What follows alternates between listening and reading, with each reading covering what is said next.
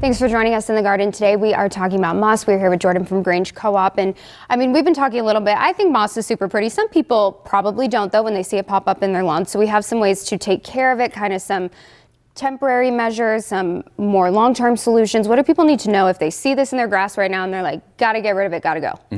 I get a lot of people coming in who just see the moss as the killer of their lawns. And unfortunately, that's not the entire truth to it. Moss is a very opportunistic little plant. It's going to fill in where grass and turf can't grow. And unfortunately, those conditions, if they're not addressed, moss is just going to keep coming back. So in the short term, there are things you can do to kill off the moss. Most moss products are using some combination of iron and salts that are both going to be, the excess iron is going to be toxic to that moss, and that salt's going to dry it out, two things that moss doesn't like. Once you do that, it's imperative that you're also raking it out. If you leave that tissue in there, the decaying tissue is just going to feed another generation of moss, and a cycle is going to persist. The moss control products are kind of range from what's easiest for the consumer to use. If they have a wide area, I'm probably going to recommend granules. You can use a small spreader or a large push spreader. Granules can come by themselves. They're also in combination with a fertilizer, and they still have that iron product that's going to help control that moss. If we're dealing with a small area, or maybe mobility is a concern, there are liquid products as well, ready to spray, a concentrate you can use into your sprayer. Same thing, they're iron-based. Those are going to help reduce that moss. One thing to consider, though, is that they will absolutely stain. If we're concerned about sidewalks, stepping stones, I would stick with the granules, sweep it off before you water it in, and you should minimize chances of staining on your landscape.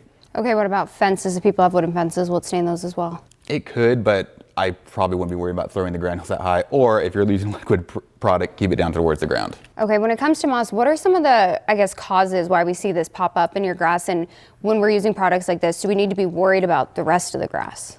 No, so there's actually a side benefit to applying an iron product to your lawn, which is to green it up.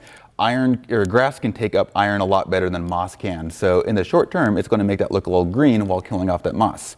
Now, long term, you're going to kill off that moss and have patchy areas.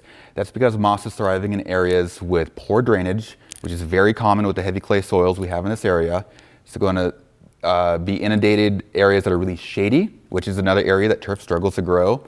So if those aren't addressed, if we're not thinning out overhead trees to get more sunlight, or we're not amending the soil with organic matter to increase the drainage, the moss is probably going to be coming back.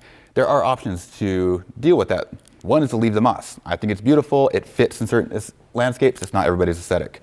Another consideration might be to replace that turf with something that's more tolerant of shade, like the clover. Certainly, you can get closer to a green turf that doesn't have moss. I've also recommended folks approach that if we can't get the grass, we don't want the moss, consider putting bark down, considering doing a shade perennial garden. Because unfortunately, to a certain degree, you're not going to get thick turf in those dark areas. And when it comes to treating moss and doing some of these sprays, the different granules, is it a one and done kind of thing? It will be for when it kills that moss, but again, like if you don't remove the tissue, it can eventually come back. Moss is prevalent everywhere. It doesn't scatter like grass seed does. It's not something you can just simply prevent from coming into your lawn. It's growing where nothing else is going to grow. Is there different kinds of moss, different variations that are maybe harder to treat, harder to deal with? No, there are several different varieties of moss, yes, but they're indistinguishable. They're all going to grow in the same habit. Okay, is there anything else that people need to know if they do see that moss right now in their lawn and they want to get rid of it? Like I said, I wouldn't worry about it. It's not what's killing the lawn. It's just where the lawn can't grow. A long-term plan for eradicating the causes of that is going to serve you much better than constantly spraying iron product on this and hoping it's going to stop coming back. Okay, thank you. And thanks for joining us in the garden today. If you want to learn more about moss, what products to use on your lawn this time of the year, head on over to our website, KDRV.com, and we will see you next time in the garden.